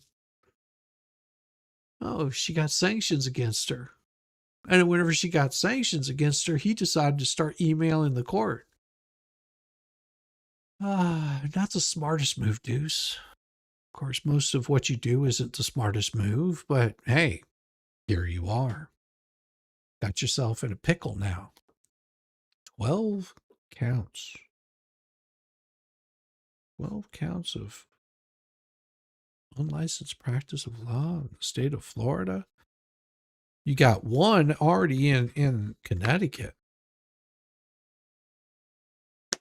So what's happening in Massachusetts there, buddy? You wanted to drag me into this shit. Look, you even got the fleas stealing money on behalf of your former client. Wow. You picked a really good bunch, didn't you? Because we are absolutely laughing at you. We are laughing constantly at you. Because you brought in people like Lips, Chips. You brought in people like Vomit. You brought in some of the worst bottom feeders that the planet has ever produced. And you're shaking your head going, I'm much better than this. No, you are with the company that you hang out with, aren't you? Bunch of felons. Bunch of felons, abusers, drug abusers, elderly abusers. That's the company that you're hanging out with. I bet you feel good about that now, don't you? I bet that just makes your little pucker starfish tingle, doesn't it? Inspector guy says, thanks whoever made me green. I think Jenny Stark negotiated the deal and did the work. Doesn't matter. Scott Stark's name was on it. And if she's doing that, well, she's going to be losing bad. You see what it's cost him in Ohio? If you're watching Tuck tonight, you'll find out exactly how much she's looking at owing him in Ohio. And that's just Ohio. That doesn't include how much money she's going to owe him in Levy County. Doesn't include how much she's going to owe him after she totally screws up the Fed 1 case. Fed 2. You know, and Jeremy said, well, we may not get Fed 2, but the fight isn't over. If we have to, and if you were watching George and Jeremy tonight, you'll know exactly what he said. He said, hey, if we have to, and we do, depend on it. If the Florida case gets dismissed, we will pursue it individually in state, which will be really interesting because, you know, whenever they do one of them, you know, let's see, that makes it a little bit easier for Stupid Dave, doesn't it? You know where he's at because he's already admitted where he lives, and you have that information already. Yeah, they sort of put themselves in a pickle. They're doing their little victory dance. We won. We won. Yeah. What did you win? Been out here trying to destroy a man's career. This is what you get for it. Shizzy, does people believe to hit big and doing that much? They should ask themselves, what can they actually lose if they fall? Because right now, it smells terrible. Well, that is exactly what ends up happening with it. They are looking to what I don't have any idea what it is. I really did. Trick is not to throw frozen food. Yes, well, true. Frozen food, those damn lasagna hurt. But what we've got for you tonight, something that I haven't done in a while, because it is always so beautiful to do, and we'll probably go into this a little bit more tomorrow. We're starting to get to the point where I'm going to have to wind up, and this next piece you don't want to miss. You don't want to miss this. Next one is going to be good. Give me just a second while I get it up here for you. All right. Let me see. Damn it. Hit the wrong key. You are going to love this.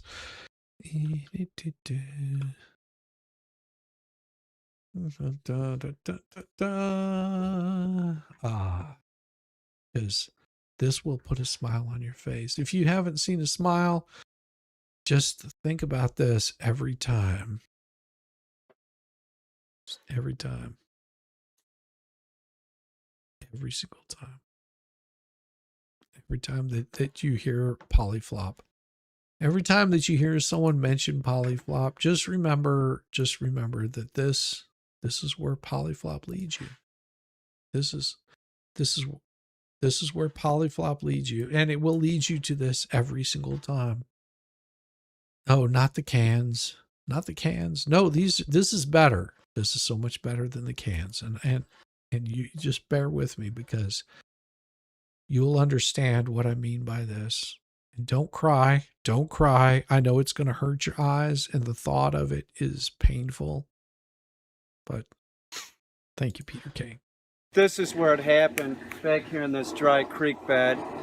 I was back here looking. I thought one of my dogs was back here. And I was like, how did the dog get out of the yard? I saw a bunch of, movement. And then I got back and, well, maybe it's a deer. And then I was worried about my dogs because there's a lot of Bigfoot and Sasquatch in this area. I didn't have a gun with me. And so I got back here, and that's when I saw the female Sasquatch. she tore out of the bushes, knocked me down on the ground, and I thought she was gonna kill me. You know, I'm like grabbing for a gun, and then I realized I didn't bring a gun with me. I didn't have a dog with me. I was back here by myself. No dog. I was terrified. I was so terrified. It was so scary.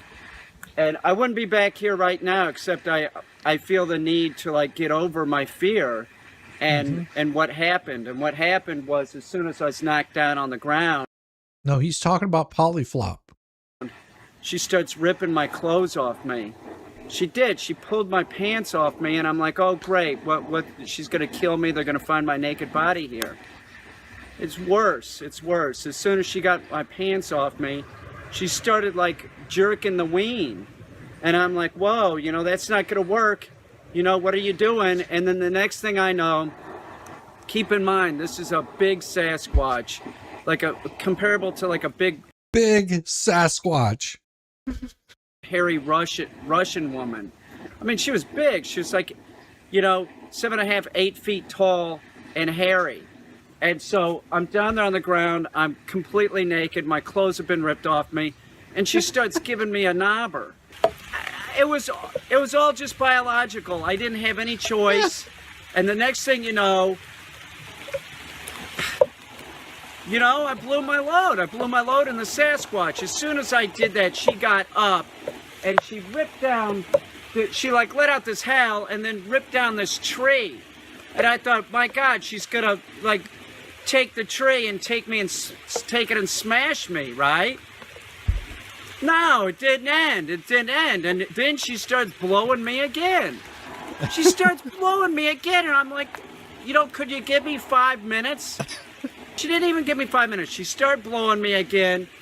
The next thing you know, I bust a nut again.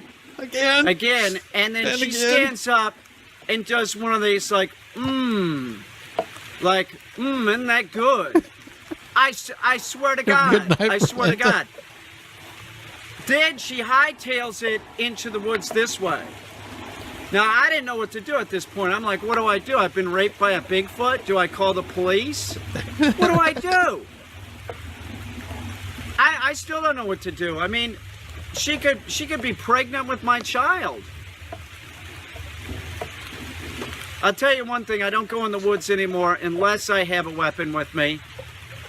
I'll get over this. I think I should probably talk to somebody, maybe a counselor or something. I've never been raped before this. And listen, if it was a female human, yeah, let's do it. But this was like a creature. It was like a monster. It was a fucking monster. I was raped on a fucking dry creek bed. There's poison ivy all over here. I'm gonna have poison ivy probably on my ween. Sucks. It sucks, man. I felt like I couldn't get fucking clean. I got home and I started taking a bath, and I just fucking feel like I can't get fucking clean. It's been a horrible experience, and nobody will believe me. If I call the police, they're gonna tell me I'm fucking making it up. Fucking horrible. That's the tree that she knocked down after the first time.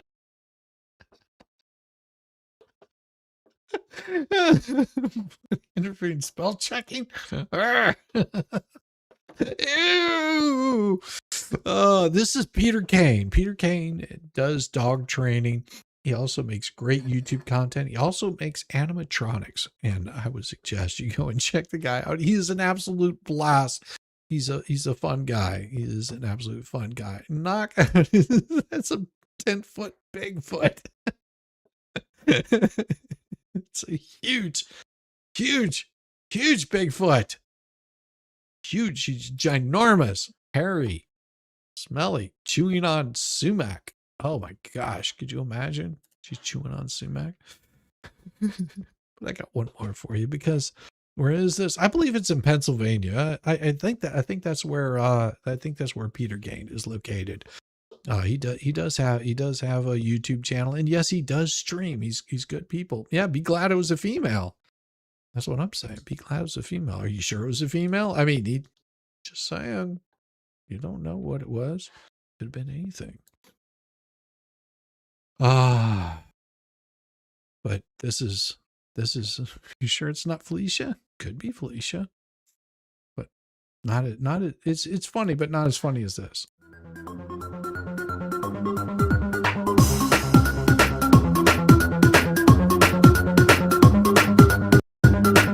I left my dick unprotected and it was warped out of shape in no time. I could barely recognise my own dick. Imagine that. Then I discovered Schaefer's New Zealand style dick sealant. The best way to take care of your dick in 3 easy steps. First, wash your dick with soap and water. Then, wait for your dick to dry. Once your dick is clean and dry, paint your dick with Schaefer's dick sealant. I used to be too embarrassed to invite people over to see my dick. But now, my dick's the talk of the town. I even have pictures of my dick. Check out that dick. I'm going to send this to my secretary. Barbara always loves to receive my dick pics. After all, summertime is all about spending time on your dick. I'll often have 20 to 30 people on my dick at once. That can really wear your dick out, causing dick splinters and discoloration. But with Schaefer's dick sealant, my dick stays a nice golden brown colour. Who wouldn't want a golden dick? I used to never let children anywhere near my dick. My dick was too dangerous for kids to play on. But it seems like every kid in the neighbourhood's been on my dick this summer, and they've all had a good time. My dick's over 70 years old, but it looks brand new. That's part of the reason all my neighbours are jealous of my dick. Isn't that right, Jim? Yes, you've got a nice dick, okay? His wife is always on my dick, begging me to know the secret of my perfect dick. If you like Schaefer's dick sealant, check out Schaefer's New Zealand style cock. I had a huge hole in my dick, but I fixed it by jamming some cock in it. You'd be surprised how many things you can fix by jamming cock into them. Have an extra large hole in your dick? Try Schaefer's African style cock. Just go to your local home improvement store and ask for the big black cock. Schaefer's New Zealand style dick sealant. Don't put it on your penis. There's also a helpful number on the back. Hi, I've got a question about my dick. Schaefer's New Zealand style... Hey, get that squirrel off my dick. He knows he's not allowed to come on my dick. And now, part 2. Right around the time I turned 40, my dick became soft and spongy, and I never used it anymore. My wife wouldn't even sit on my dick, and the neighbourhood kids would all point and laugh.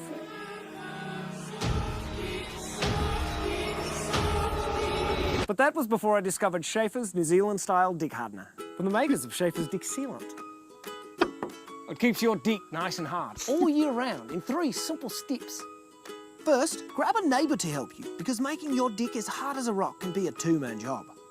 Then, rub the dick hardener into your dick, hard and fast. And when you get tired, take a break and watch your neighbour rub your dick.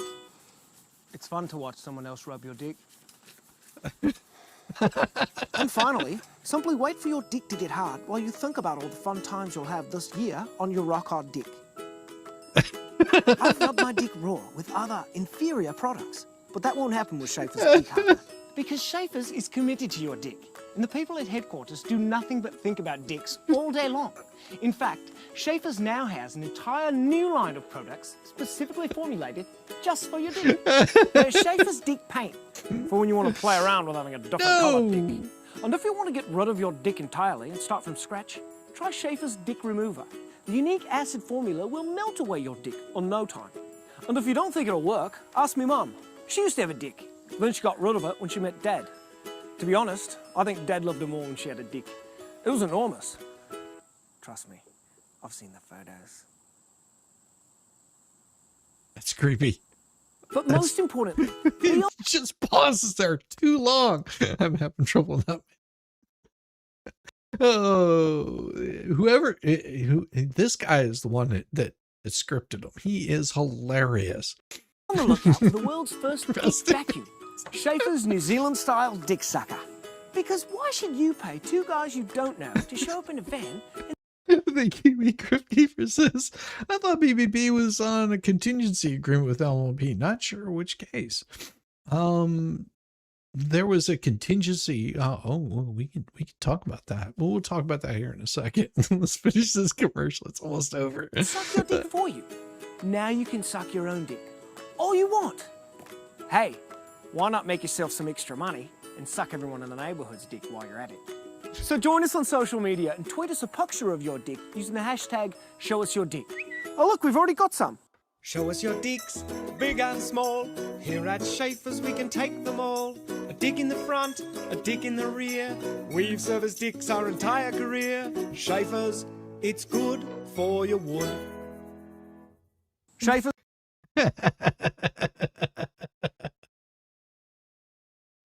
Oh my, oh my, oh my. Well, let's see. You were asking a question here, Kiwi Crypt Keeper.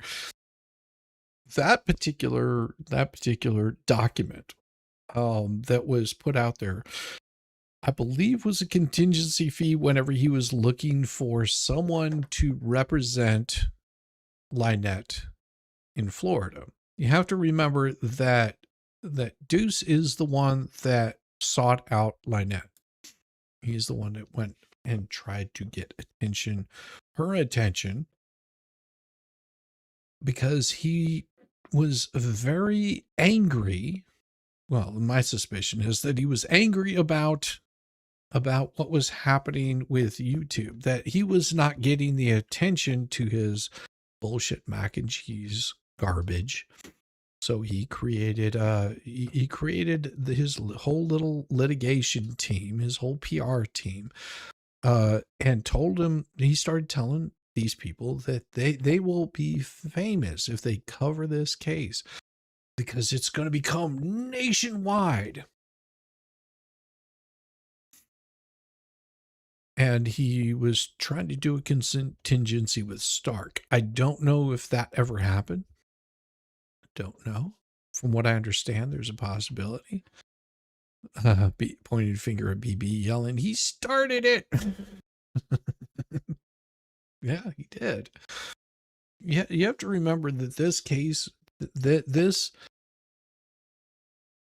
particular suit, Fed 1, was brought after her behavior. Okay, posting those signs up. Posting those signs in Levy County. She has broken the restraining order yet again, and she continues to break the restraining orders. And whenever she does that, that gets brought up in Ohio, and they end up having a hearing for it. And Deuce, in his all his glory, was thinking, hey, I can bring down a bunch of YouTubers if I bring this information in. And he sought these people out. He has gone so far as to say that he plans on suing. Oh, let's see. Who all is he planning on suing? Let's see. Me, Megan Tugg, DUI guy, Jeremy Hales. You know, I think he probably should focus more on the fleas, because they've harmed him much more than I ever could. And I personally don't care what Bruce does. That's his own thing. But he might want to focus his angst on the people who actually did do reputational harm to him, because they threw him under the bus big as shit. That whole anti-Hales ecosystem that he created, man, it has come to bite him in the ass, hasn't it? Yeah, so contingency fee. Yeah, there was a contingency fee that he was talking about, but this particular case, Fed 2, there was no contingency as far as his filings go. If there is, he's going to have a hard time ever proving that there was. And if there was, that's not going to look too good on him. So if he's trying to claim that he's a creditor and they owe him money, well, that's going to be hard to prove. That's going to be hard to prove. So what do you think? He's going to try to, because within it, he has a certain amount of time if he's going to file something. Same way with Fleesa. They're going to actually have to file, and they're going to have to file the paperwork. And that paperwork's going to have to be pretty damn rock solid. And then believe it or not, they'll have the ability, the trustee will have the ability to look over whatever paperwork that they're filing and confirm whether it's true or not. And there's certain ways that they would do that. And it sounds to me like, well, they're going to lie on it. Imagine that. What do you think the chances are they come up with some crazy filing? Because, you know, April is coming up right around the corner. And they have a deadline to have those filings in. What do you think happens whenever those filings aren't correct? Trustee might just go, yeah, you didn't file this properly.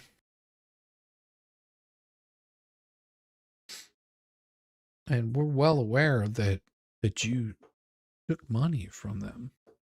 And then they're going to ask you a whole bunch of questions. Are you prepared to answer those questions? Well, according to them, they are. Their answers to those questions will be Jeremy Hales. What does that have to do with anything? What does Jeremy Hales have to do with the bankruptcy other than he's a creditor? More like a bystander in the bankruptcy case. So how are they going to go about that? See, they've already, you know, Jeremy's already filed something.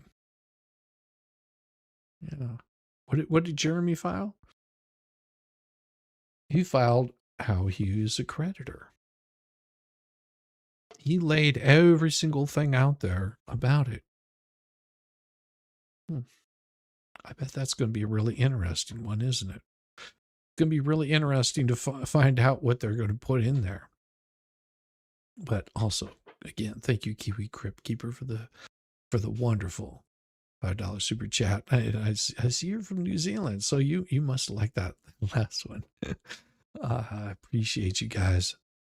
Oh my gosh. Yeah, let's see. What else we got here? Point a finger be yelling. Hey, John. Pro bono is not contingency. Well, depends on what court he's filing it in. How is the judge posting that the courts had money to help if a lawyer would come take it? Not illegal because she wouldn't have been the one looking for the attorney. Posting that the courts. How is the court judge posting that the courts had money to help her if a lawyer would come take it? Not illegal because she wouldn't have been the one looking for the attorney. Correct. That would have been correct. If they were posting that there was a fund set aside for her to retain counsel. You think my sides are I forgot about those decks. I love the Peter again. You haven't showed that in a long time. I know. I do that every so often. Blue Bucket Buttercup. Yeah, the craziness that is ongoing will not stop. And I may go over her craziness that she's posting on Facebook. If you haven't seen it, it's absolutely hilarious. It's absolutely hilarious because she just proves the point that she's got things there that have signs on them. So whenever they come walking up and look at the damn thing, wondering what the hell the sign is there, because if they knew anything, if maybe they're one of your friends and followers, you never know. One of your friends and followers coming by and they just wanted to, throw something in the blessing box, and they pull up the sign and they look and they're just like, oh, this doesn't say blessing box on there. It says FedEx. So where is her blessing box? Well, maybe if I knock on the fence, maybe she'll come answer. Give me that homemade tortoise milked butter. I can imagine that. Yeah, if you squeeze a tortoise long enough, you'll get some milk out of them. I swear. No snacks for them. Yes. And with that, ladies and gentlemen, let me see who we've got going on tonight. And I'm working on some new videos. So don't see me tomorrow, that's why. It's because I'm working on a new video. I've been up late doing some of these things. Like last night, I worked a little bit on it while I was on with Tug. And if you hadn't seen Tug's new one, it's so good. It's so good. I'm enjoying it. his new intro, that one's pretty solid. He goes, yeah, I worked on that. I figured it was going to take me 4 hours, but I was able to, do it the whole time that we did a stream. I did not realize we did a 4-hour stream last night. It was a blast. So we should look for you on Tuesday then. I mean, I don't know. I mean, we'll see how Monday turns out. Tuesday though, well, maybe I'll do a stream tomorrow because Tuesday I'm going to be on with the wonderful Rosalind Duke. Okay. Tuesday coming up, be the last day of the month. I'll be on with Rosalind Duke. We're going to be having an interesting talk. I'll be over on Rosalind Duke's tomorrow. So if you're looking for me, that's where you'll be able to find me. I don't know if I'm going to do a stream tomorrow night. Well, it just depends on if we get some filings that come in. I may go over them, but I don't know. So tomorrow, possibly. Yeah, you'll know if I post it. So if you're not subbed up, then sub up, because that's the only way you'll know. If you've got your notifications set, then you can find out if I'm actually going to be streaming or not. That's the best way to do it. But in the meantime, I'm going to send all you guys over to go see Camelot, show them a little bit of love. Maybe Max Labs will have some tea. I hope so. And congratulations again to Max Labs for getting monetized. That's a beautiful thing. And also, if you guys haven't checked it out, make sure you go check out his channel. And also, yeah, do you mean you'll be there Tuesday? Yeah, I'll be there Tuesday. I'll be at Rosalind Duke's on Tuesday. And also, if you haven't checked out Audio Coffee, make sure you go check out Audio Coffee. Audio Coffee does some really good music videos. And he's been busting ass really hard. He's trying to get that channel monetized also. And Audio Coffee is sitting at what, 396, I think, subs. I think that we can get Audio Coffee up there. Get him or her. I don't know. Could be him. Could be her, but Audio Coffee, go give him a sub, give him a little bit of love, show him that you care, and give a big congratulations out to Max Labs that got that monetization. Tell you, man, you stick with it long enough and you can make it happen. Everybody have a good night, and I will see you. Well, I'll probably see you tomorrow. I can't help myself. You know how I am. I'm just bad like that. Breaking news or whatever. They're on another one. Gang, gang. Yeah. Gang, gang, emergency Zoom film at 11. Same 5 goons, same deranged obsession. This changes everything. Bro, it's page 47 of emotion they skin while half watching Yellowstone. Gang, gang. Squinting at 8-point font like detectives. Zoom so far and the pixels are screaming for mercy. Look at this, timestamp 2022, my God. But they're yelling it like they just cracked Watergate. High five. Mike's been muted for 20 minutes, still barking. Circular logic, so a lot of time to seem impressive. Trust the plan, this is massive. Nah, fam, it's boilerplate and it's mid at best. Gang, gang. Self-appointed outrage, swap patting each other like they personally ended corruption. Gang. Dropping bombshell tea that's been sitting in pizza since breakfast. Gang, gang. Moral high ground, speed run, they'll flip the script, the second is convenient. Gang. Same PowerPoint presentation, new day, same brain dead narration. Gang, gang. We're not obsessed, we're just passionate. 3-hour living yesterday's hoodie, passion in my ass. Why is he even breathing right now? Says the guy refreshing notifications every 14 seconds. Gang, gang. Playing lawyer on God mode, reading comprehension. Stuck in elementary, confidence in the stratosphere, case dismissed. They're screaming to the void, motion still pending but go off, I guess. Disagree? Obviously a paid chill. Actually read the filing, deep state plan. Laugh at them, you're clearly compromised too. Exist in the same zip code, suspicious behavior. Notify the group chat. Gang, gang, gang, gang. Tighter circle, smaller brain. Gang, gang. Echo chamber finally running out of oxygen. Gang, gang.